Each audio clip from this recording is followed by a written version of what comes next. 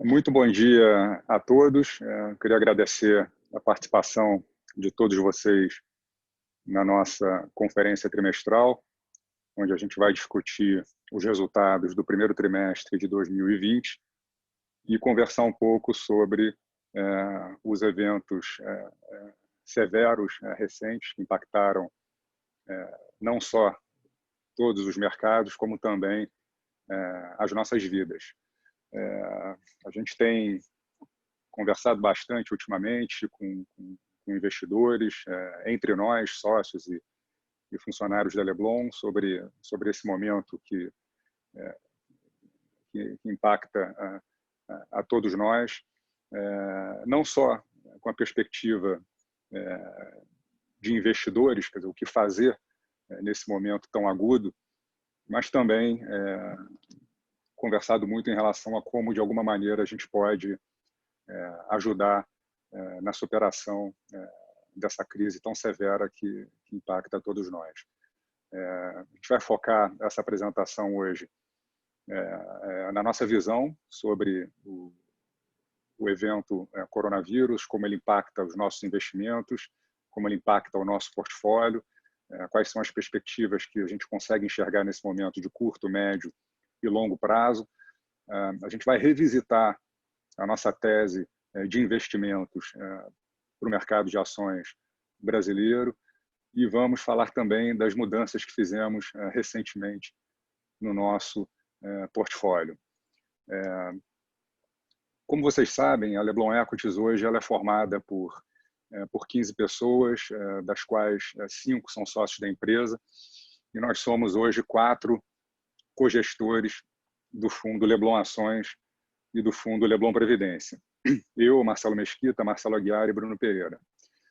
Cada um de nós faz isso, quer dizer, análise de empresas e gestão de ações, há cerca de 25 anos.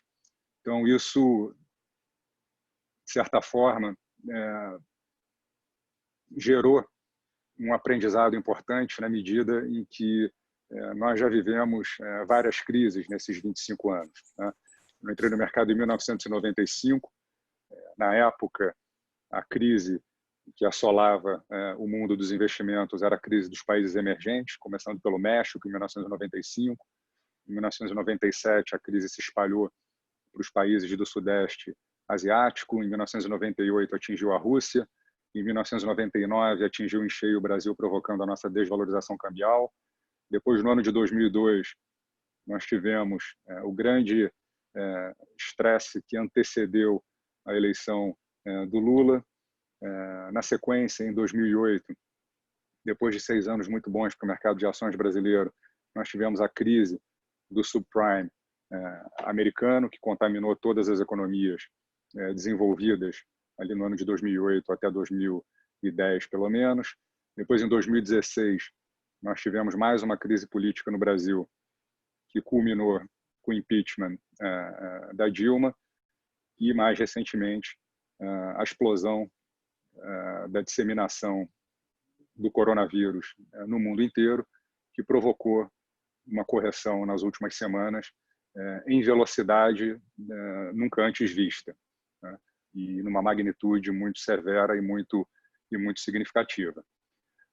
Acho que o pouco que a gente aprendeu aí nesses 25 anos é que talvez, nesse momento, a receita simples de manter a serenidade, manter a racionalidade, manter a disciplina e ter paciência, talvez seja a única receita que efetivamente tem algum efeito positivo num momento como esse. É hora de revisitar as suas teses de investimento, quer dizer, é hora de revisitar a tese mais ampla para o mercado de ações brasileiro e com boas são, e se ainda são, as perspectivas de longo prazo para o investimento em ações de empresas brasileiras, e também revisitar uma a uma as teses de investimento das empresas que compõem o nosso portfólio, para que, com muita, de novo, racionalidade, disciplina e paciência, a gente consiga fazer movimentos aí ao longo desses dias de crise aguda e nas próximas semanas que façam com que o portfólio seja um portfólio cada vez melhor, do ponto de vista de expectativa de retorno ajustado pelo risco das empresas onde a gente está investindo. Então, vamos começar revisitando o caso para as ações brasileiras, que é um caso que a gente vem dividindo aí com todos vocês já desde o ano de 2016, e aí vamos ali ponto a ponto tentar entender o que muda com os eventos recentes. Acho que a nossa tese para o investimento em ações brasileiras ela era baseada ali em 6 pilares. Quer dizer, o primeiro era o nosso ciclo de crescimento. O fato do ciclo de crescimento da economia brasileira está completamente descasado do ciclo de crescimento da economia global. O mundo vinha crescendo desde o ano de 2009, ininterruptamente, há mais de 10 anos. Os mercados acionários, os mercados capitais dos países desenvolvidos vinham apresentando excelentes performances já há mais de 10 anos. Enquanto o Brasil ele iniciava um processo de recuperação da sua atividade econômica ali no ano de 2017, depois daquele que foi o período de recessão mais severa da nossa história, que foi o período compreendido entre 2013 e 2016, quando o nosso PIB retraiu pouco mais de 8% em termos acumulados, a nossa produção industrial se retraiu mais de 15% também em termos acumulados nesse período, o que fez com que a economia brasileira atingisse um nível de ociosidade muito grande, tanto nas indústrias, que operavam ali com uma utilização de capacidade muito baixa, inferior a 70% em vários casos, e também da força de trabalho, na medida em que os nossos índices de desemprego atingiram também os maiores patamares da série histórica ali em 2016 e 2017. Essa ociosidade, ela naturalmente faria com que não existissem pressões inflacionárias na economia brasileira num horizonte de tempo visível, né? E essa ausência de pressão inflacionária permitiria ao Banco Central brasileiro praticar taxas de juros muito baixas, nunca antes praticadas também, como o que a gente está vendo nesse momento. Esse cenário de início de recuperação brasileira encontraria as empresas brasileiras muito mais bem preparadas do que elas estavam ali em 2010, 2011, 2012, né? Principalmente as empresas maiores, as empresas de companhia aberta, as companhias abertas, as empresas que conseguiram chegar no mercado de ações. Quer dizer, o mercado de ações brasileiro é formado por uma elite de cerca de 400 empresas, que são as maiores e melhores empresas do país que conseguiram chegar no mercado acionário. O Brasil é um país que tem centenas de milhares de empresas, centenas de milhares de empresas, muito provavelmente, e só 400 conseguiram chegar na Bolsa, e certamente existe ali uma seleção favorável a essas empresas que conseguiram chegar na Bolsa. E boas empresas, elas não costumam ficar paradas em momentos adversos. Então, as empresas que atravessaram a crise de 2013 a 2016 encontravam-se ali em 2017, 18, 19 numa situação muito melhor do ponto de vista de eficiência, produtividade, margens, expectativas de retorno do que se encontravam há 7, 8 anos atrás.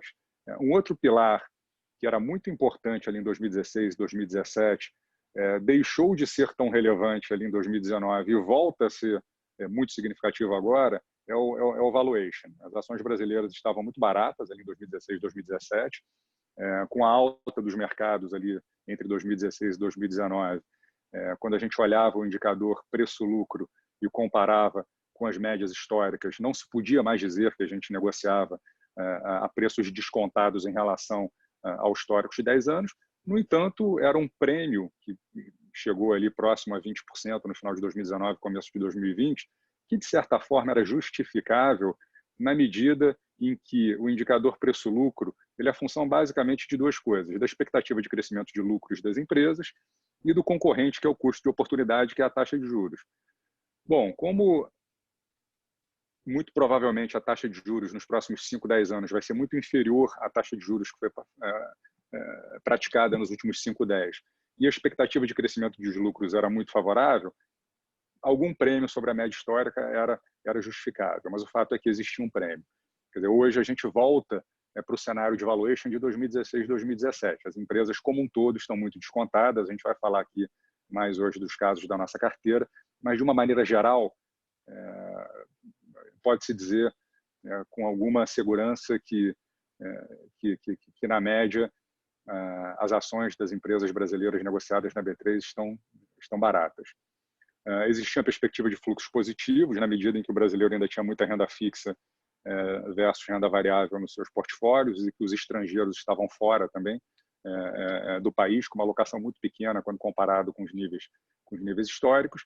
E, historicamente, a Bolsa brasileira sempre apresentou períodos de forte valorização em cada década, né? A gente tinha uma análise que desde a década de 60, na década de 70, 80, 90, quer dizer, praticamente uma vez em cada década você tinha ali um bull market onde a Bolsa brasileira sobe mais de 10 vezes em dólares, né? E depois acaba tendo uma correção, mas os ciclos históricos mostram que os movimentos de valorização da Bolsa brasileira costumam ser bastante significativos.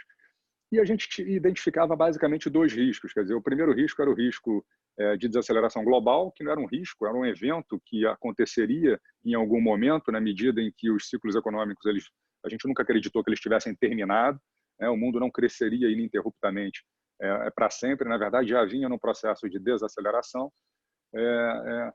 E o risco interno, que era o risco associado à nossa capacidade ou não de efetivamente executar essa desacoplagem aí da economia mundial, ou seja, a gente conseguir manter a nossa rota de recuperação do crescimento num cenário onde o mundo entraria em desaceleração.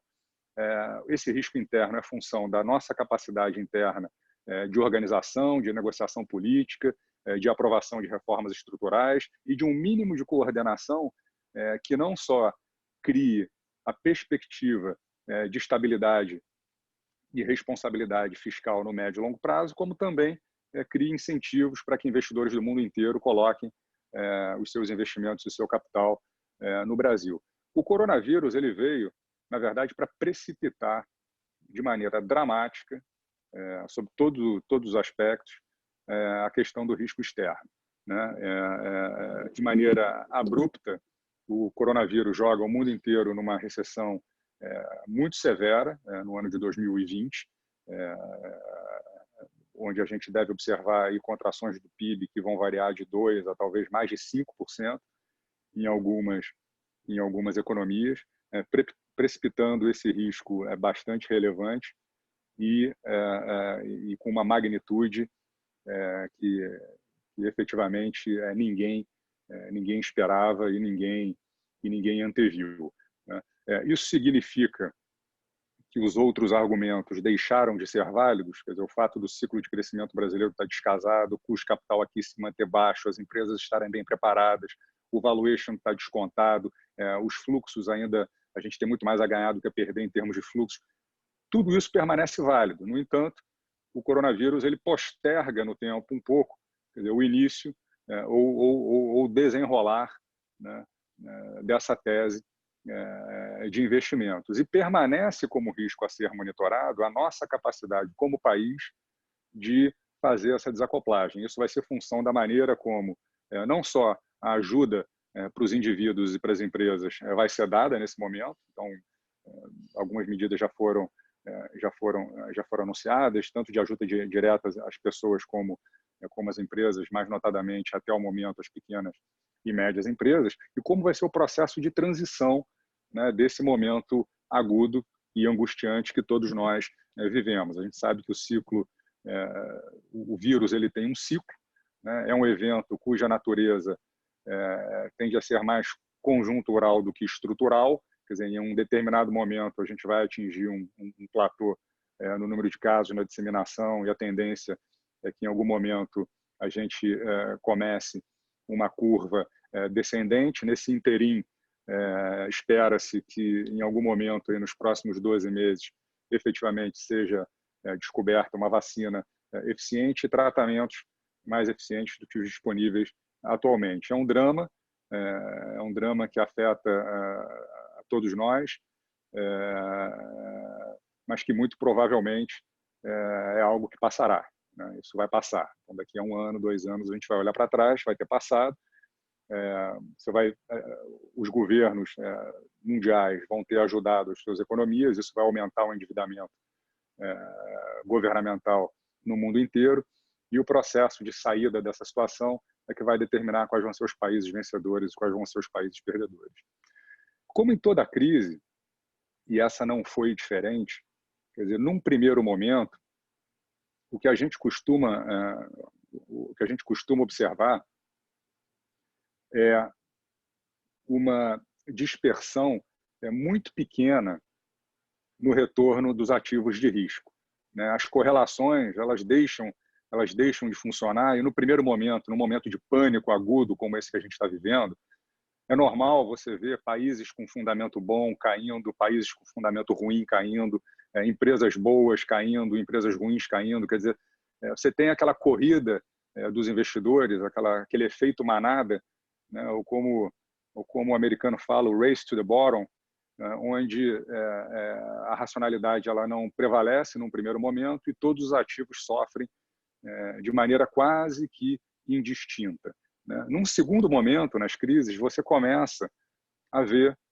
um aumento, um retorno no aumento da dispersão de retornos, onde não só os países, assim como as empresas, quer dizer, os ativos que têm melhor fundamento, começam a ter uma performance destoante dos países, empresas e ativos que têm um fundamento pior, né? Em função disso, quer dizer, a gente nesse momento agudo a gente fez algumas modificações no nosso portfólio. Quer dizer, como eu falei, eu acho que as empresas de forma geral elas estão muito baratas, né? Só que o risco para alguns negócios aumentou de maneira muito significativa com o evento coronavírus. Algumas empresas não resistirão, né, ao ano de 2020, onde muito provavelmente a gente vai ter quedas de PIB superiores aí a 20% no segundo trimestre de 2020 e várias empresas com queda de faturamento superior a 50% no segundo trimestre de 2020. Uma interrupção de mais de 50% no faturamento de uma empresa é algo muito dramático, principalmente se a empresa é uma empresa que tem uma alavancagem financeira elevada ou tem uma estrutura de custos muito rígida. Então, não é difícil imaginar. Você imagina, por exemplo, um varejista muito focado em lojas físicas, com operações online ainda não tão relevantes, que se vê obrigado a, do dia para a noite, fechar todas as suas lojas. Quer dizer, você tem uma interrupção completa do faturamento e a capacidade de ajuste da estrutura de custos e despesas ela é muito mais lenta. Você tem uma série de despesas que são muito mais rígidas, como despesa com pessoal, por exemplo, na medida em que você não sabe por quanto tempo você vai ficar com a sua loja fechada. Então, a decisão de demissão é uma decisão complexa. Então, você continua pagando salários enquanto você não fatura nada. Você tem contas de luz para pagar, você tem impostos, você tem uma série de obrigações que você não consegue cortar do dia para a noite. E esse enorme prejuízo que vai ser causado nesses meses, nesses primeiros meses mais severos, ele impacta de maneira diferente em empresas que têm uma solidez caixa do que empresas que estão numa posição mais delicada. Em função disso, nós optamos por zerar 4 posições do fundo. Eu vou começar falando da Via Varejo, que foi uma empresa que nós começamos a vender as ações ali no mês de janeiro. A primeira motivação foi o valuation, quando a ação passou a negociar ali acima de R$15 por ação. Nosso entendimento era que grande parte da perspectiva de reestruturação da empresa já estava refletida no preço da ação, a upside diminuiu muito, então a gente vendeu cerca de metade da nossa posição em Via Varejo ali no mês de janeiro. À medida em que a crise do corona foi se materializando e as ações de Via Varejo aí começaram a cair muito fortemente, mas mesmo assim a gente optou por zerar por completo a nossa posição em Via Varejo, ali na faixa de 7, 8 reais por ação, porque Via Varejo é uma empresa que vai sofrer demais, na nossa visão, nos próximos meses. A tese de investimentos aqui era uma empresa que havia sofrido durante vários anos em função de um conflito societário que inicialmente assolou o seu acionista controlador, que era o grupo Pão de Açúcar, conflito esse que fazia com que Via Varejo não fosse um ativo core do grupo, e isso fez com que durante alguns anos, a companhia estivesse à venda no mercado e gerida de maneira subótima. Quando o Grupo Pão de Açúcar decidiu vender as ações de Via Varejo, nosso entendimento é que o conflito societário de quase uma década havia se resolvido. Os novos acionistas indicaram uma diretoria, na nossa visão, extremamente capaz e possivelmente, ou com uma probabilidade bastante razoável, eles conseguiriam implementar um turnaround que não era um turnaround simples, né? Era uma operação que trabalhava ali com margens operacionais entre 1% e 2% e tinha uma alavancagem financeira considerável sob o ponto de vista mais amplo que a gente avalia as empresas de varejo, que é incluindo ali os recebíveis de cartão de crédito descontados no cálculo da dívida líquida. Sob esse conceito, era uma operação bastante alavancada e que tinha uma tarefa muito desafiadora de implementar um turnaround em menos de 2 anos para que não tivesse problemas de liquidez. Vinham fazendo um dever de casa interessante quando foram surpreendidos pelo coronavírus e obrigados a fechar todas as lojas físicas. Quer dizer, com isso, a probabilidade de implementação do turnaround ela diminui brutalmente e isso certamente vai pesar muito na capacidade da empresa se financiar. É perfeitamente possível que ela consiga, mas definitivamente a relação risco-retorno mudou, a gente optou por sair. Outra zeragem até emblemática foi a Lojas Renner. A Lojas Renner é uma empresa que faz parte do nosso portfólio desde o ano de 2008. É uma empresa que nós carregamos aí por mais de 11 anos, contribuiu de maneira muito significativa para o nosso histórico de performance nesse período. É uma das 3 principais contribuições para a nossa performance desde o início. Na nossa visão, juntamente com o Magazine Luiza, talvez seja o varejo mais bem gerido do país, mas justamente por essas qualidades todas que a Lojas Renner tem, quer dizer, o preço da ação já refletia muito dessa qualidade. Mesmo com a queda inicial, depois das primeiras notícias do corona e quando eles anunciaram o fechamento das lojas, a ação ainda negociava ali a cerca de 30 vezes o lucro que ela tinha feito no ano de 2019. E, na nossa avaliação, esse lucro de 2019 é algo que a gente só vai ver, na melhor das hipóteses, em 2021, talvez em 2022. Então, a gente adora a empresa, acha o management excepcional, mas a relação risco-retorno deixou de fazer sentido na nossa visão. Aí, no primeiro trimestre de 2020, nós optamos por zerar nossa posição em Lojas Renner. Guararapes também zeramos, outro varejista que vai sofrer bastante no segundo trimestre. E a Azul, acho que talvez seja o setor mais fácil de entender por que vai ser tão impactado e prejudicado nos próximos trimestres e, quiçá, ano. Também zeramos completamente na medida em que o risco aumentou consideravelmente.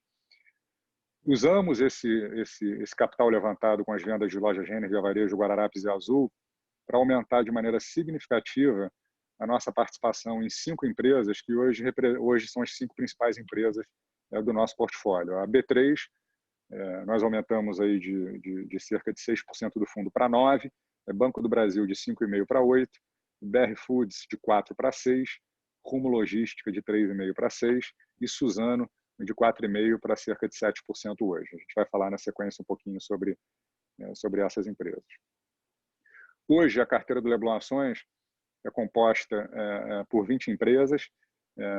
A gente tem uma posição de caixa ainda razoável, de 11%. Nós chegamos a ter um caixa de 14% ali no mês de janeiro, quando a gente começou a vender via varejo e não realocamos esse caixa naquele momento em outras oportunidades, até porque não estava tão fácil assim de encontrar valuations interessantes naquele momento.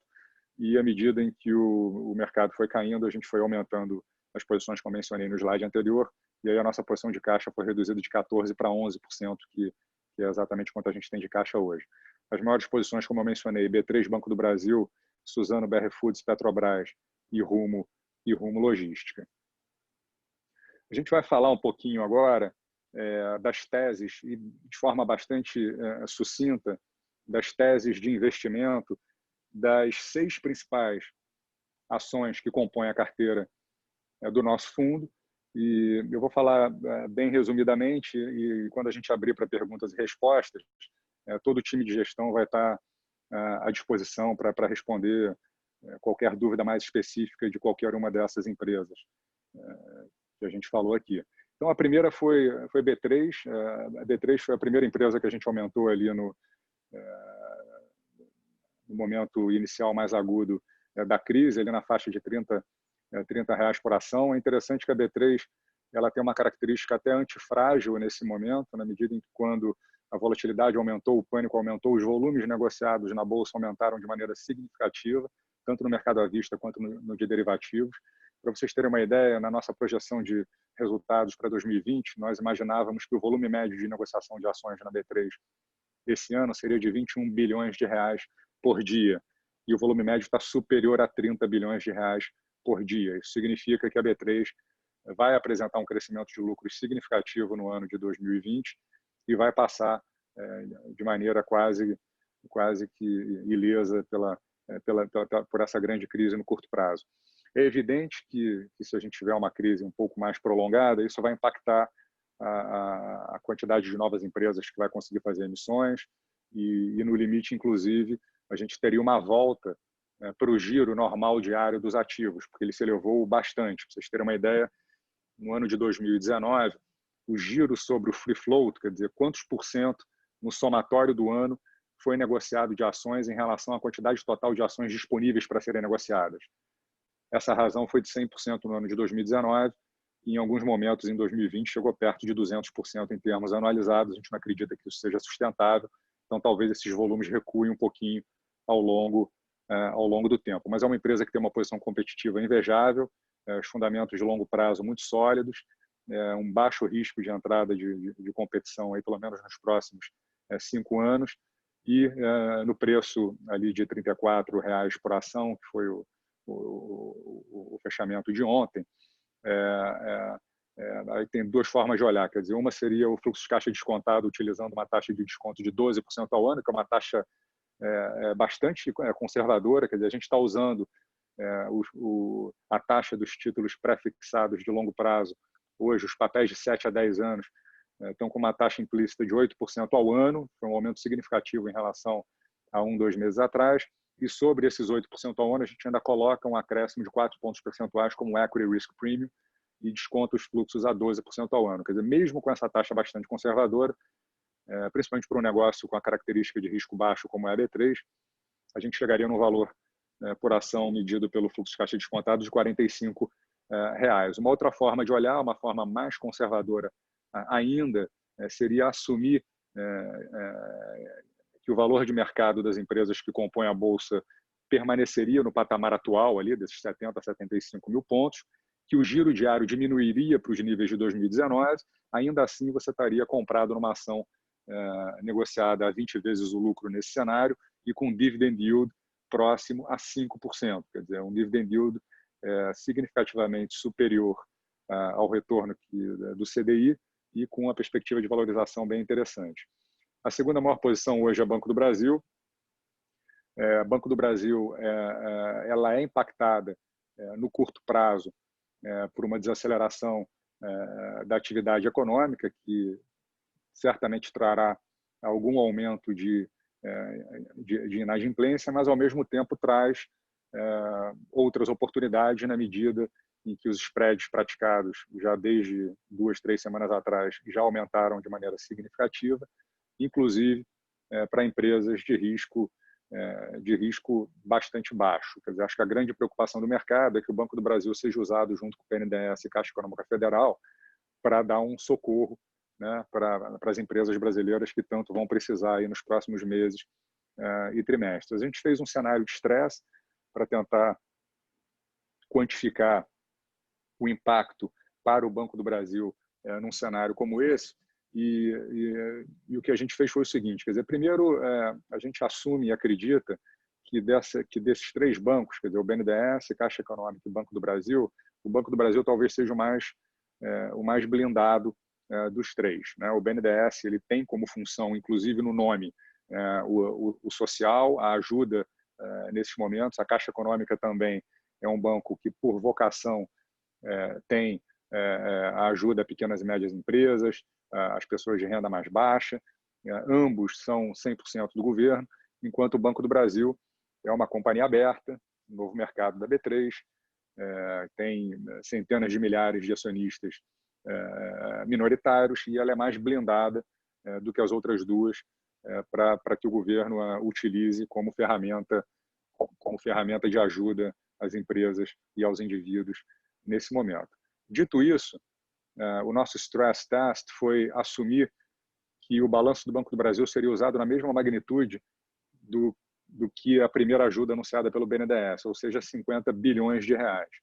E que esses 50 bilhões de reais gerariam uma perda para o Banco do Brasil, um PDD de 20%, quer dizer, um valor altíssimo, significa que o Banco do Brasil emprestaria para indivíduos e empresas 50 bilhões de reais e perderia 20% desse valor com esses empréstimos. Isso faria com que o lucro do banco fosse reduzido dos 20 bilhões de reais que a gente projetava inicialmente para 2020 para 10, e mesmo assim, quer dizer, no preço em que a ação negociou ali a 23, 24 reais por ação, você estaria comprado numa ação APL 7 para 2020 com um dividend yield ali em torno de 5%. No nosso cenário base, que não é o cenário de emprestar 50 bi e perder 20%, por fluxo de caixa descontado, o valor presente dos fluxos de Banco do Brasil seria 50 reais por ação, e a ação negocia hoje a 70% do valor patrimonial. No pior momento da história, nas últimas décadas, ela negociou a 55% e a 5 vezes o lucro projetado para o ano de 2020, o lucro já após coronavírus, contra o menor PL histórico de 4 vezes. Então, a gente acredita que, embora seja uma ação mais arriscada do que B3, esse upside é muito significativo e mais do que compensa esse risco um pouco maior. Depois nós temos 4 ações, na verdade, com uma participação praticamente idêntica na carteira, 7% para cada uma, Petrobras, Suzano, BR Foods e Rumo. No caso da Petrobras, a gente espera aí uma redução significativa no lucro da empresa e um aumento no endividamento em função não só da crise do coronavírus, mas também da queda brusca no preço do petróleo, em função do desentendimento ali ocorrido entre a Arábia Saudita e Rússia algumas semanas atrás, que fez com que o preço do Brent caísse para $25. E também ela vai sofrer com queda no volume de derivados no Brasil em função da parada da economia no segundo trimestre de 2020. Quer dizer, no longo prazo, a gente enxerga que existem todos os incentivos possíveis para a retomada da racionalidade ali dos países produtores da OPEP que fazem parte, produtores de petróleo que fazem parte da OPEP, na medida em que o preço de $25 não interessa aos Estados Unidos, não interessa à Rússia, não interessa à Arábia Saudita. A gente acredita que a tendência seja de uma volta gradual para os patamares ali em torno de $45 e $50, que permitiriam que a Petrobras voltasse ao seu nível de lucratividade normal e ao seu nível de rentabilidade sobre patrimônio e capital investido ali superiores a 12% ao ano.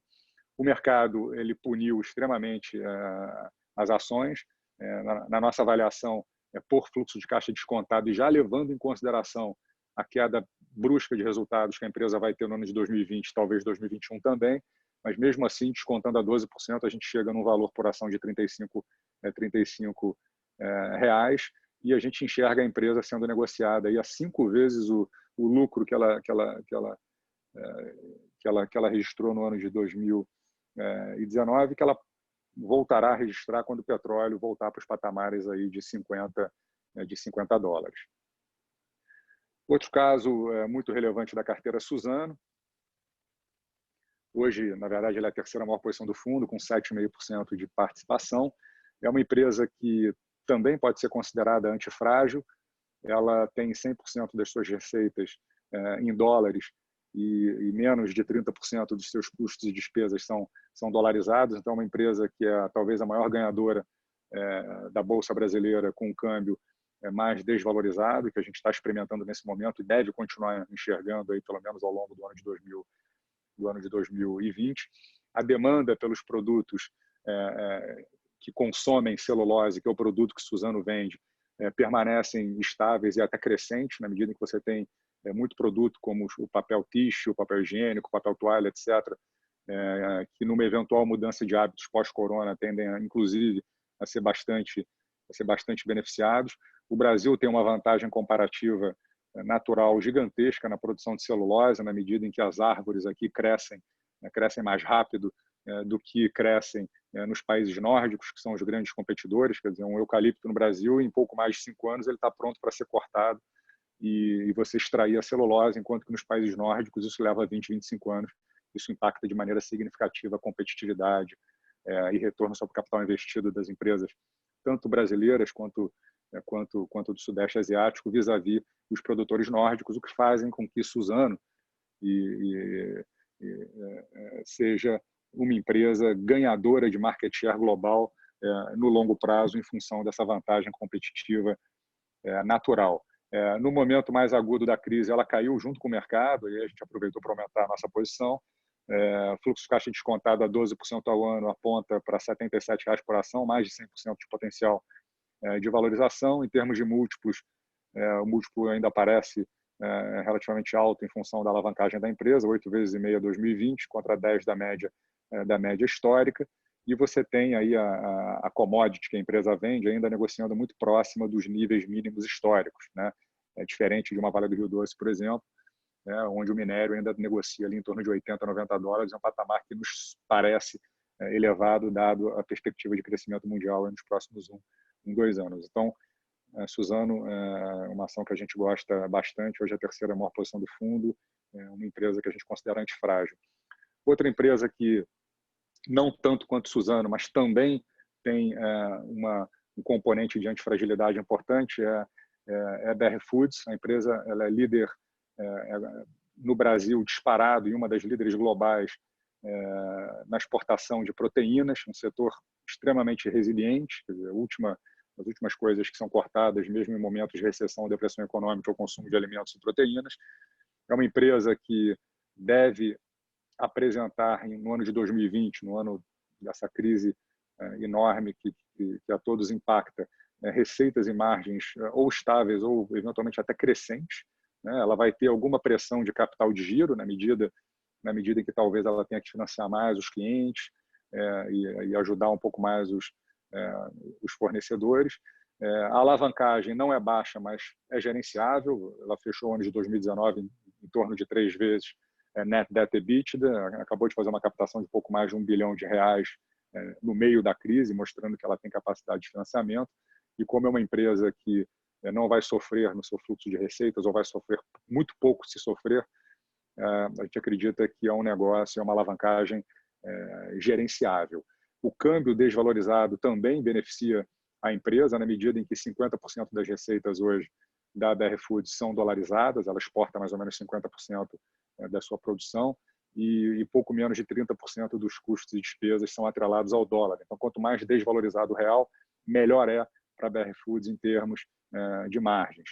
No longo prazo, é outro setor onde o Brasil tem uma vantagem comparativa muito grande em função da disponibilidade de água, sol e terra, que faz com que a gente seja muito competitivo na produção de grãos, e os grãos são a principal matéria-prima na produção das proteínas, do frango, dos suínos, etc.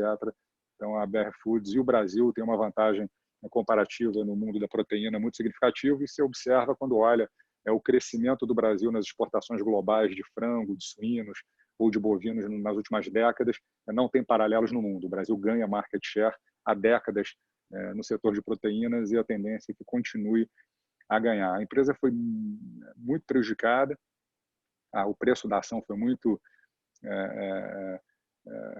prejudicado nas últimas semanas. A gente aproveitou para aumentar bem a nossa posição. A R$ 15,60, que foi o fechamento de ontem, também usando o fluxo de caixa descontado a 12%, a gente chega a R$ 36 por ação de valor, o que daria um potencial de valorização de 130%. A empresa hoje negocia 5 vezes o EBITDA que ela deve fazer no ano de 2020, versus 10 vezes, que é a média histórica desse mesmo múltiplo. Por fim, nosso investimento em rumo logística. É uma empresa que no curto prazo vai ser pouco impactada, na medida em que 70% da sua receita líquida advém de transporte de produtos agrícolas do centro-oeste brasileiro para o Porto de Santos. Os produtores agrícolas eles se beneficiam bastante do câmbio atual. A empresa tem um balanço sólido, não existe preocupação de liquidez, então é um negócio que deve continuar rodando com normalidade, a despeito da severa crise que assola a maioria das empresas. No longo prazo, é uma empresa que tem um forte potencial de crescimento, na medida em que ela é monopolista na rota do Centro-Oeste para o Porto de Santos, monopolista em ferrovias, e ela compete, né, com um modal menos competitivo, que é o caminhão. Então, a tendência é que ela ganhe market share consistentemente ao longo dos próximos anos dos caminhões. Em termos de valuation, a empresa negocia hoje a 9 vezes o EBITDA projetado para 2020 e uma TIR implícita de praticamente 12% ao ano.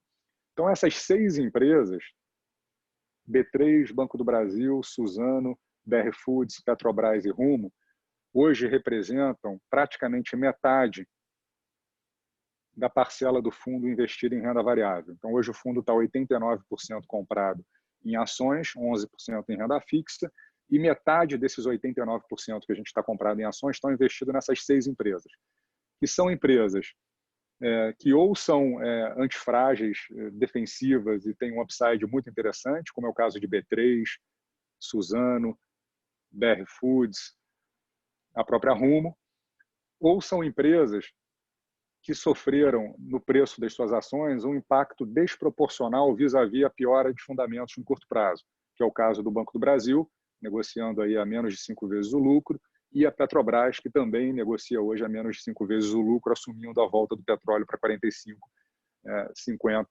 50 dólares. Então, nesse momento de crise, a gente optou por concentrar mais a carteira nessas 6 empresas que a gente tem uma confiança e uma convicção muito forte.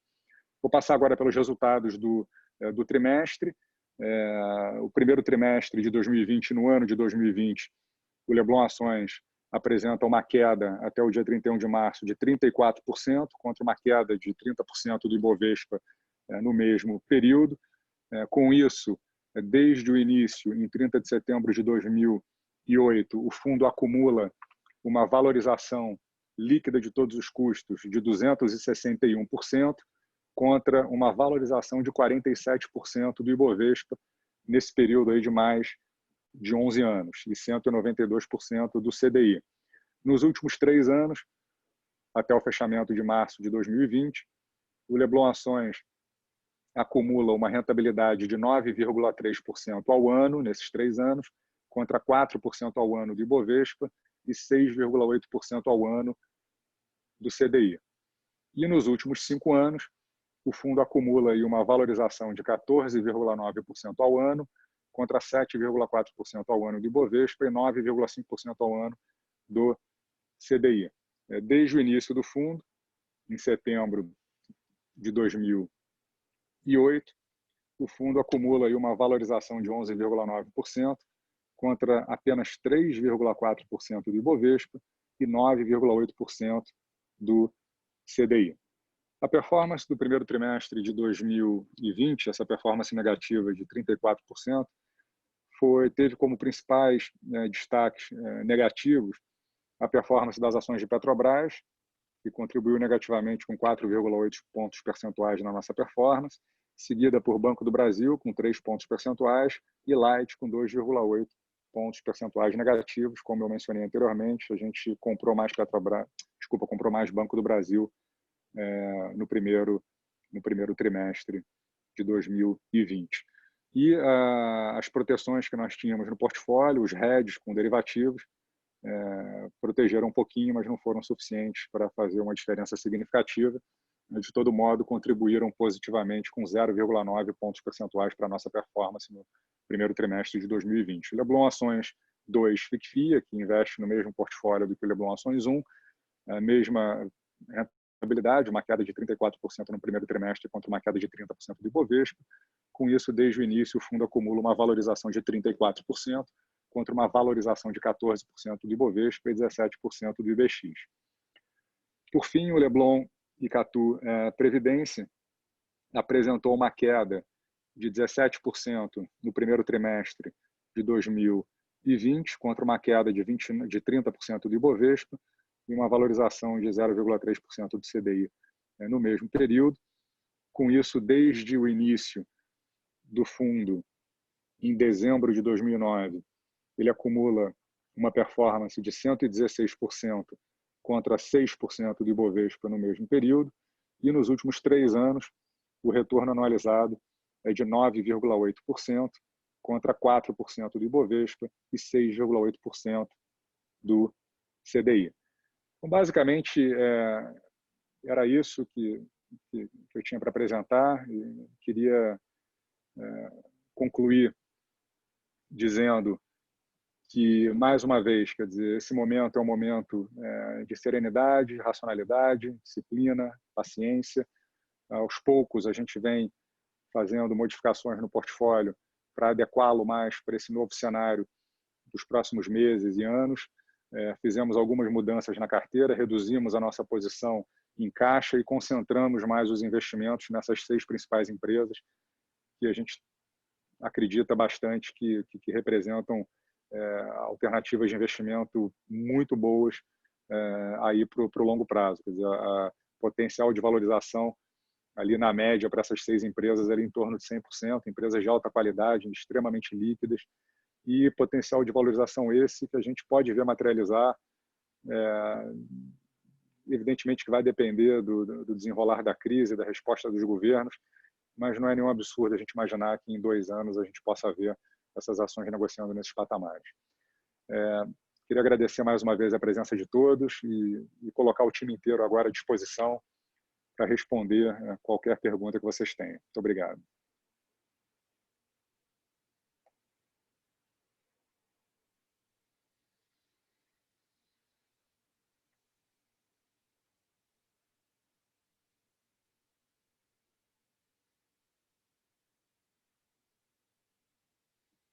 A gente vai receber as perguntas aqui pelo nosso webcast.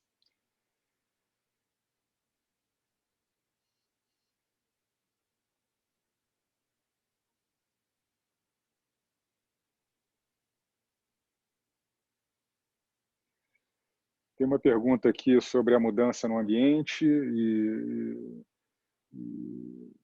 com certeza as ações que farão sentido daqui para frente podem não ser as mesmas até então. Que mudanças a Leblon fez na carteira e qual o foco para a escolha dos ativos daqui para frente. A nossa filosofia de investimentos ela não mudou. A gente continua acreditando na análise fundamentalista, na análise orientada a valor, na análise bottom-up e em exercer um papel como acionistas sempre muito próximo às empresas onde a gente investe. É evidente que, como eu mencionei na apresentação, a crise ela vai impactar de maneira diferente em diferentes empresas. Então, a gente levou isso em consideração nas nossas análises e, como eu mencionei, a gente optou por zerar a nossa posição nos varejistas, com destaque para Via Varejo e Lojas Renner. Nós vendemos Guararapes também, Azul, e optamos por concentrar investimentos em empresas que também têm um potencial de valorização muito significativo, mas com risco muito menor, como é o caso de Suzano, BR Foods, B3 e Banco do Brasil.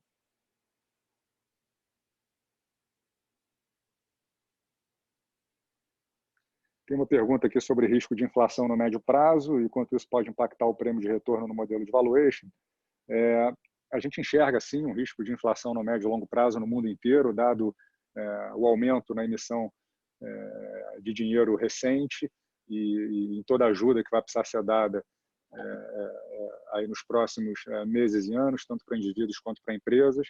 E se isso não for muito bem gerenciado, né, o enxugamento dessa liquidez no segundo momento, você tem um risco de inflação. Parte disso já está parcialmente precificado pelo mercado, na medida em que as curvas de juros aqui no Brasil abriram bastante. No mercado global ainda não, mas no Brasil isso já foi precificado. Então, você tem hoje os títulos de renda fixa de longo prazo negociando a 8% ao ano.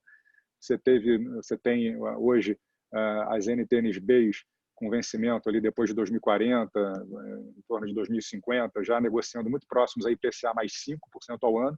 Então, esse aumento significativo nos prêmios de risco da renda fixa já está sendo capturado nos nossos modelos na medida em que a gente aumentou a taxa de desconto para 12%. Então, a gente está sempre monitorando aí o custo de dinheiro no longo prazo, e isso sim ele impacta o valuation na medida em que ele mexe com a taxa de desconto.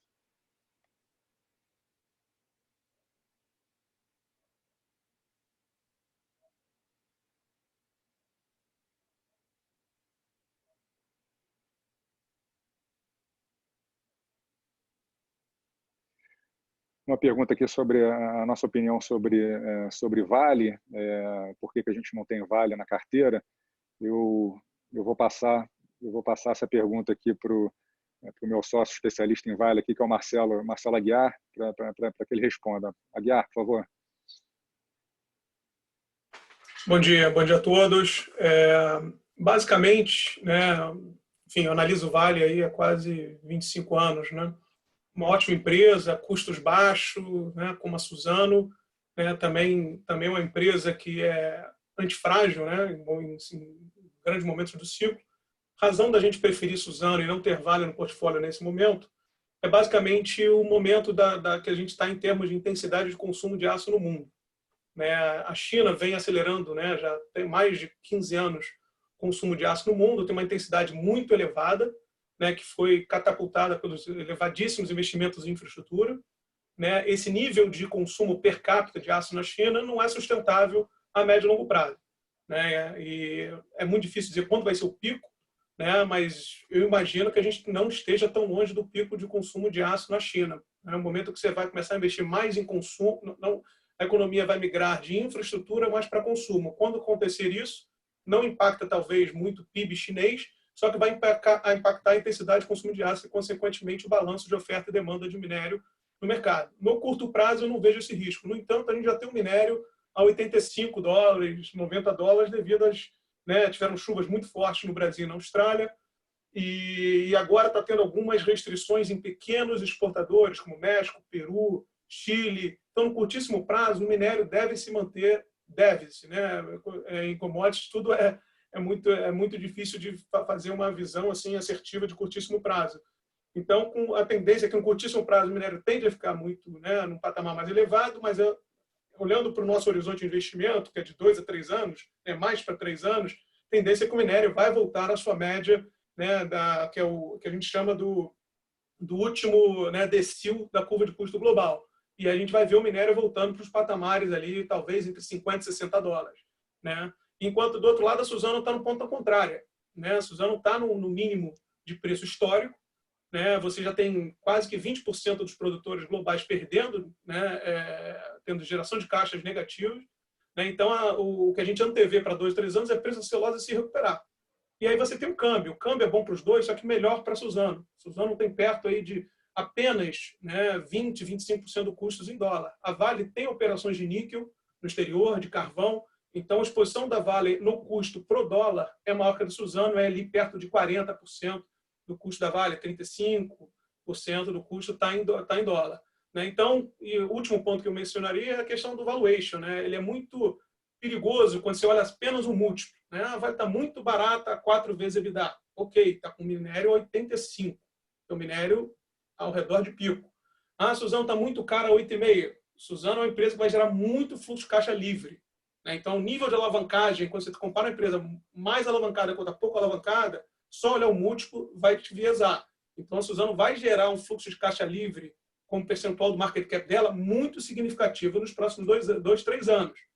O que vai proporcionar que ela se valorize e o múltiplo, né, não suba tanto. Tá? Então, essa é porque a gente prefere Suzano mais do que Vale nesse momento. Obrigado, Aguiar. Tem uma pergunta aqui sobre o comportamento dos investidores da Leblon em termos de solicitação de resgate nesse momento, e isso, acho que isso talvez tenha sido aí a melhor notícia que nós poderíamos ter nesse trimestre. A gente teve um trimestre recorde em termos de captação líquida, né, que são as aplicações menos os resgates, no primeiro trimestre de 2020, e mais especificamente no mês de março, que já captura aí 100% da crise causada pelo coronavírus, nós também tivemos aplicação líquida positiva, mais aplicações do que resgates. A gente ficou muito feliz, acho que isso demonstra um alinhamento importante com os nossos investidores e um entendimento de que a menos que você precise do dinheiro para alguma emergência de curto prazo, né, não é definitivamente o momento para você desinvestir de ações. Tem uma pergunta aqui. Poderia comentar brevemente a preferência por Banco do Brasil versus os bancos privados, como Itaú e Bradesco? Obrigado. Eu vou passar essa pergunta para o meu sócio, Bruno Pereira, que é quem acompanha os bancos. Bruno. Opa, obrigado, Pedro. Bom dia a todos. Obrigado pela pergunta. Eu acho que, para responder, é importante ter em mente o que foi o principal racional da nossa decisão quando a gente iniciou o investimento em Banco do Brasil e quando adicionou ele na carteira dos fundos lá de 2016 para 2017, né? E ali a gente tinha, acho que, dois principais motivos. Um era a grande transformação que o banco começou a passar naquele momento. Eu acho que essa transformação teve um componente de melhora de governança bastante forte, né? Na mudança ali de governo, a gente teve uma alteração completa do que era a governança das empresas estatais de uma maneira mais ampla, né? Com uma nova lei das estatais como exemplo importante. O banco passou por uma mudança de gestão, né? Significativa também, e essa mudança trouxe um redirecionamento dos negócios. O banco passou a focar muito mais em carteiras mais rentáveis, começou a sair de negócios que não tinham retorno sobre o ativo relevantes, e entrou numa dinâmica também de venda de ativos que eram aqueles ativos considerados não core para o negócio, né? Infelizmente, esse processo ele foi interrompido por esse momento de mercado, mas acho que essa é uma evolução positiva da história do banco. Ou seja, você tinha um componente de transformação muito importante e os bancos privados, acho que por já serem bem geridos, por já terem uma governança superior, tinham menos potencial de mudança. E naquele momento também você tinha um valuation relativo muito atrativo, né? Quase tão atrativo quanto o que a gente está vendo hoje. Hoje você teve uma correção grande de todas as ações de banco. Banco do Brasil, como tipicamente acontece, mais do que os bancos privados. Mas, quando a gente iniciou o investimento, o valuation relativo era ainda mais atrativo, exatamente pelo fato do banco ter sofrido muito e estar no início de uma transformação. Então, esse é um ponto importante aqui para entender o nosso posicionamento. E agora, né, quer dizer, nesse momento de crise, como o Pedro destacou no início, a tendência é que o banco sofra mais. Eu acho que um pouco pela visão do risco aí de ser controlado pelo governo. A gente acredita que esse é um risco que acho que ele tende a ser mitigado até pela própria melhora de governança que vem sendo implementada nos últimos anos. E o banco tem alguns componentes assim bastante interessantes do perfil de balanço de negócio que acho que colocam ele até numa posição competitiva favorável hoje, né? Setorialmente, a carteira de crédito é bem mais concentrada no setor agrícola por motivos históricos. Acho que todo mundo conhece, o banco tem aí 60%, 65% de market share no setor agrícola e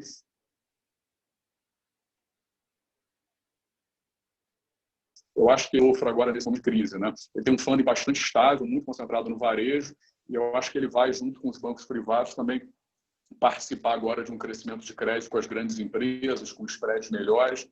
E nesse momento agora a gente está vendo uma atuação muito mais coordenada dos grandes bancos, né? Todos eles anunciaram postergação de operações de crédito, etc. Então, o difícil do Banco do Brasil no passado foi que ele atuou muito sozinho, né? Influenciado por políticas de governo, para ser o único banco emprestando de maneira mais agressiva e com custos mais baixos, né?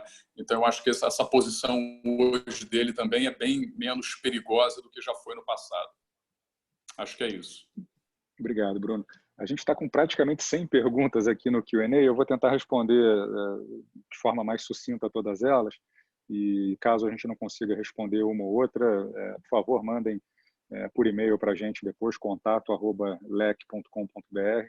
A gente vai responder a todas as perguntas, mas talvez não dê tempo de responder todas agora. Então, vamos lá. Tem uma pergunta aqui sobre qual a taxa de câmbio que estão considerando para os fluxos de caixa de Petrobras, BR Foods e Suzano. Quer dizer, para ser conservadores, como essas empresas se beneficiam de um câmbio mais desvalorizado, a gente usa hoje 4,50. Então, qualquer dólar acima de 4,50 aumentaria o upside que a gente enxerga hoje para Suzano, Petrobras e BR Foods. Deixa eu pegar mais uma aqui. vocês têm em mente uma eventual mudança no percentual de exposição em renda variável versus renda fixa para os fundos de previdência? Os nossos fundos de previdência, quer dizer, cada um tem um objetivo ali em termos de alocação em renda variável e renda fixa. A gente tem um fundo 49 com Icatu, um fundo 70%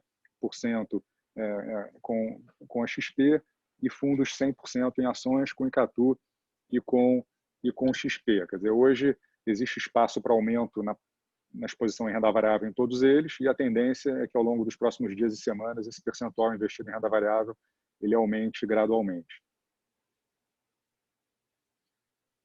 Tem uma pergunta: por que a performance dos fundos de previdência foi tão melhor do que os demais fundos de ações? Basicamente porque o fundo de previdência tem uma alocação menor em ações, limitada a 49%, vis-à-vis o fundo Leblon Ações.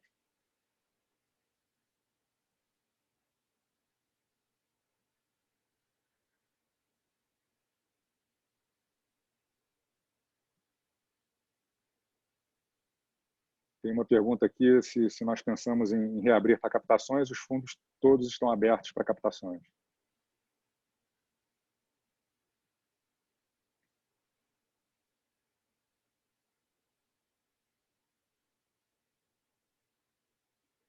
Tem uma pergunta aqui, algumas perguntas sobre Light, mas resumidamente os investidores querem saber se a gente enxerga algum risco político que possa ter impacto em todo o setor. E tem outra pergunta também: por que a gente tem tão pouco ação do setor de energia elétrica na carteira? Eu vou passar essas duas para o Marcelo Aguiar. Oi. Então, na questão da Light, né,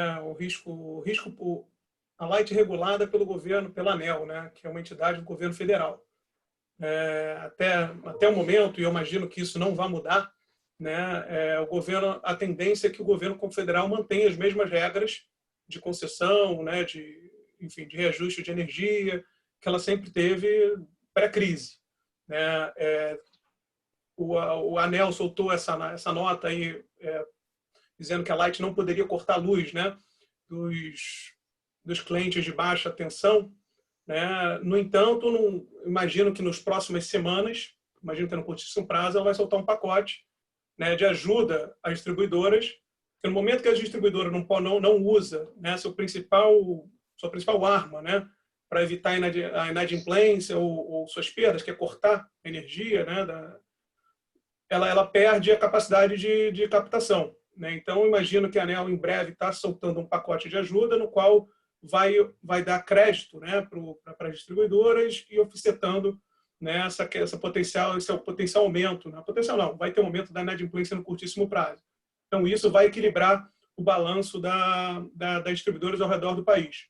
Outro ponto relevante é que a Light hoje, né, negociando nesse patamar aí de R$8, né, ela está mais do que precificando esse momento horrível, né? Só lembrando que o Sherman falou, né, diferente da crise de 2008 e 2009, quando você não tinha uma visibilidade, né, de quanto tempo ia durar aquela crise, agora a gente sabe, né, uma crise de saúde, né? Então, você pegar uma empresa, né, que tem uma concessão nos estados de maior nível de consumo de energia do Brasil, né, e acreditar que isso é um L, né, é o que está precificando em algumas ações do setor de utilities, né? Então, a Light, a gente vê um potencial muito interessante, né, para médio e longo prazo, dado o grande turnaround, né, que a gente vê pela frente. Né? O novo management não tem mais, né, controle indiretamente estatal da CEMIG. Então, vai ser um curto prazo com muita incerteza por causa dessa questão regulatória, que a ANEEL, nas próximas semanas, deve voltar. Né? E a gente não tem outras utilities, basicamente porque a gente gosta da tese de turnaround da Light, né? E a gente vê um upside da Light muito superior à média que a gente vê para os demais setores. E como o Sherman falou, a gente prefere outras empresas, né, que também são empresas de altíssima qualidade, né, para ser como core do fundo, né? Basicamente isso. Eu vou pegar mais 3 perguntas aqui. Tem várias perguntas sobre perspectivas para o resto do ano, quando é que a gente espera voltar para o patamar máximo que as cotas já atingiram e etc. Eu acho Eu acho que essa talvez seja a resposta impossível, né? E na medida em que depende de uma série de fatores que não estão sob controle de ninguém, né? Se a gente quiser ser bastante otimista, quer dizer, num cenário onde daqui até o final do ano alguma vacina é encontrada, algum tratamento é encontrado, as ações, né, do governo e do Congresso brasileiro no sentido de, no primeiro momento, dar ajuda adequada para empresas e indivíduos e, num segundo momento, gerenciar bem o phase-out dessa fase de ajuda, a gente poderia ver uma recuperação importante até o final do ano, né? Mas a gente sabe que nem tudo na vida é como a gente gostaria que fosse e certamente percalços acontecerão daqui até lá.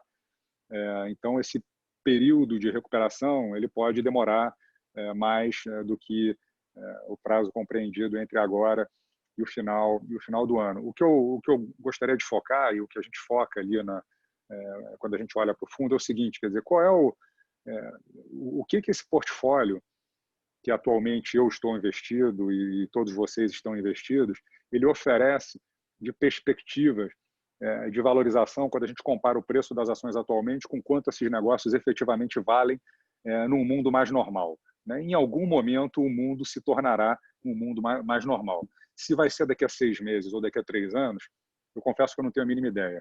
Mas quando eu olho para o nosso portfólio e enxergo hoje um potencial de valorização da ordem de 100%, quer dizer, mesmo que demore 3 anos, quer dizer, o retorno que eu vou ter nesse período é um retorno que justifica a minha permanência como investidor e justifica a minha confiança. Se acontecer em 6 meses, é tanto melhor. Se acontecer em 3 anos, não tão bom quanto 6 meses, mas ainda assim muito bom.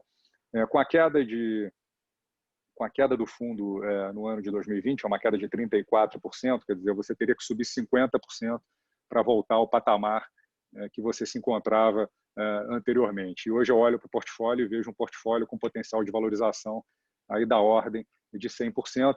De novo, quando, em que período de tempo esse potencial vai se transformar em resultado?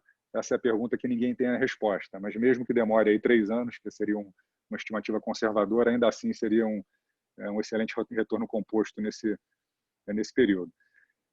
Tem uma pergunta sobre Petrobras e uma pergunta sobre as incorporadoras. Então, eu vou pedir para o Mesquita falar um pouquinho de como é que está a nossa... de como o preço do petróleo nos patamares atuais impacta o resultado da Petrobras, que é uma posição importante do fundo. E aí depois o Bruno Pereira finaliza falando um pouquinho do porquê nós não termos posições em incorporadoras no fundo. Então, Mesquita, começa com Petrobras, por favor.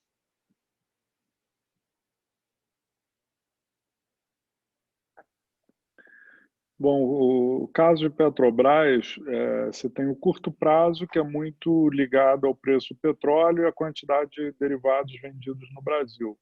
Essas duas coisas estão muito ruins nesse momento, os próximos 1, 2 trimestres devem ser bem fracos. A empresa tem um break-even de mais ou menos $35 o barril. Quer dizer, sempre que o preço do petróleo estiver acima desse nível, e hoje está mais ou menos nesse nível, ela está começando a dar lucro, né? A empresa, numa condição normal, quer dizer, condição normal é a condição que o cartel coloca o preço aí nesse patamar de 45, 50 dólares, ela deu 40 bilhões de reais de lucro em 2019. Esse lucro ainda é um lucro baixo, perto do potencial que ela tem de corte de custo, de melhoria de custo em função do foco do portfólio no pré-sal e da saída da produção de petróleo em campos maduros mais caros, que ela vem fazendo, né? E também da desalavancagem que ela vai fazer no plano dela para os próximos anos, de sair dos negócios onde ela não dá lucro e onde ela não tem vantagens competitivas para pagar a dívida e pagar dividendo, né? Você tem as refinarias, você ainda tem ativos grandes como a Braskem e a BR Distribuidora, você ainda tem muitos dutos, você ainda tem muito de logística, você ainda tem vários campos em terra e offshore na bacia de Campos, onde a Petrobras já não tem um foco de investimento. Então, ainda tem aí de 30 a 40 bilhões de dólares, provavelmente, de ativos que ela pode vender no médio e longo prazo e abater a dívida. Fazendo isso, a criação de valor é muito grande. A empresa hoje está negociando, sem essas transformações todas, a um PL5, que é muito baixo, né? Um earnings yield aí acima de 20% ao ano, num período em que a taxa de juros é quase zero, né?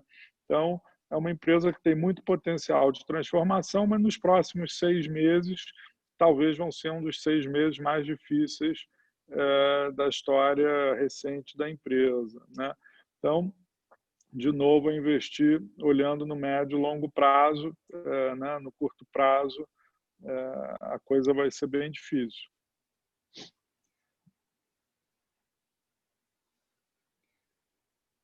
Bruno, fala, por favor, um pouquinho só sobre o fato da gente não ter nenhuma incorporadora no fundo. Ok. A gente não tem hoje, eu acho que ao longo da história do fundo a gente teve uma exposição muito limitada, né? E eu acho que a principal preocupação que a gente sempre teve em relação ao segmento, esse é um negócio muito competitivo, né? É difícil você enxergar uma empresa que cria realmente vantagens e diferenciais no médio e longo prazo, né? Quando o mercado está muito difícil, geralmente ele tá difícil para todo mundo, e quando o mercado está muito animado, né? Você tem um aumento de demanda e os juros caem, geralmente você tem um direcionamento muito grande de recursos para compra de terreno e lançamentos, e aí você acaba tendo uma pressão de margem muito grande que acaba batendo em todo mundo, independente de ser uma empresa grande, pequena, bem gerida ou mal gerida, né? Então, acho que por essa característica, por ser um negócio muito cíclico, a gente sempre teve dificuldade de encontrar ali o que era realmente uma visão de valor assim sustentável no médio e longo prazo, né? E é um negócio de ciclo muito longo, quer dizer, as empresas quando começam a crescer, geralmente a gente começa a ver, né, os VGVs de lançamento, que é uma métrica que o mercado gosta muito de olhar, subindo muito rápido, mas na verdade você está vendo o início de um ciclo que muitas vezes é de 2, 3 anos, às vezes até 3 anos e meio, 4 anos, né? Entre você comprar um terreno, preparar para lançamento, construir, entregar e efetivamente receber o dinheiro, né?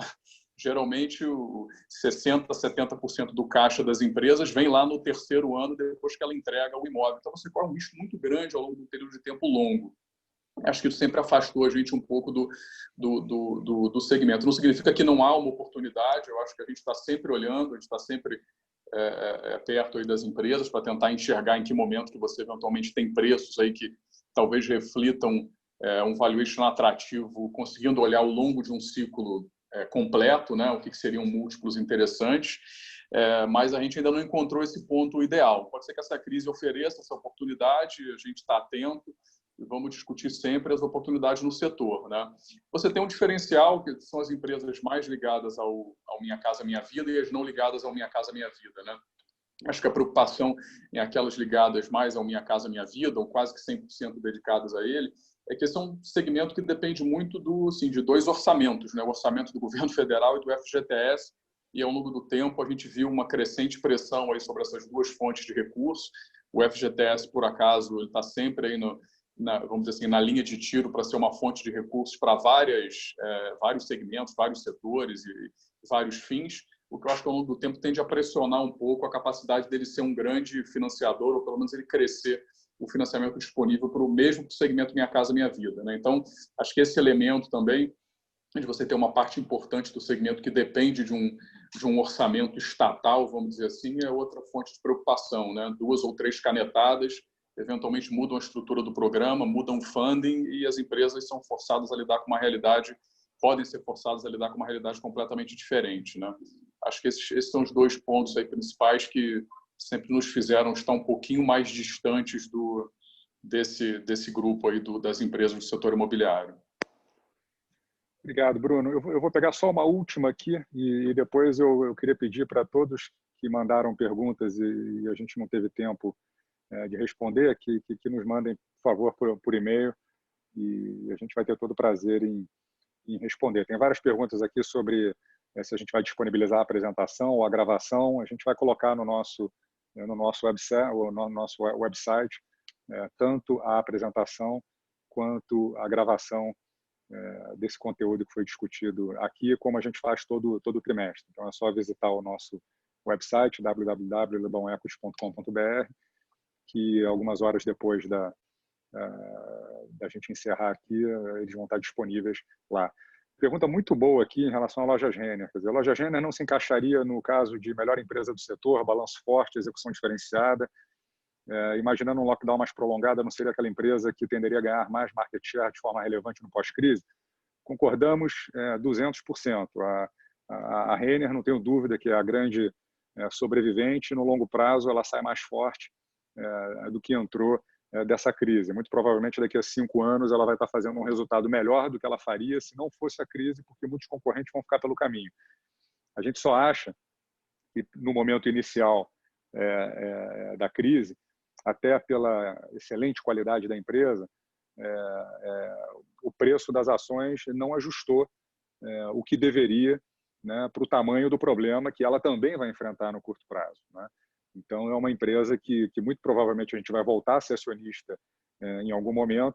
Ali foi um movimento mais tático, onde, aproveitando o fato de ser uma ação bastante líquida e não era mais uma posição tão relevante assim do nosso fundo, na medida em que, como eu falei inicialmente, o valuation já nos parecia um pouco esticado, era uma posição de 2% do fundo, a gente foi capaz de vender muito rapidamente, sem pressionar o preço, no momento em que a ação ainda negociava ali acima de um preço que a gente considerava razoável, mas eu não tenho dúvida nenhuma que é a vencedora de longo prazo do setor e que em algum momento aí nos próximos meses a gente acredita que vai ter oportunidade de voltar, talvez até para uma posição maior e em melhores condições.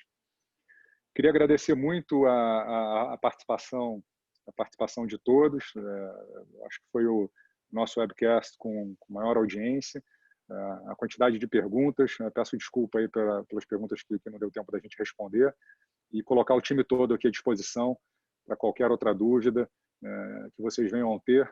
E esperamos dias melhores aí nas próximas semanas e meses e que todos vocês estejam bem, em casa, com saúde, porque isso em algum momento vai passar. Tá? Obrigado mais uma vez, foi um prazer e no próximo trimestre a gente volta a se falar. Abraço e bom dia.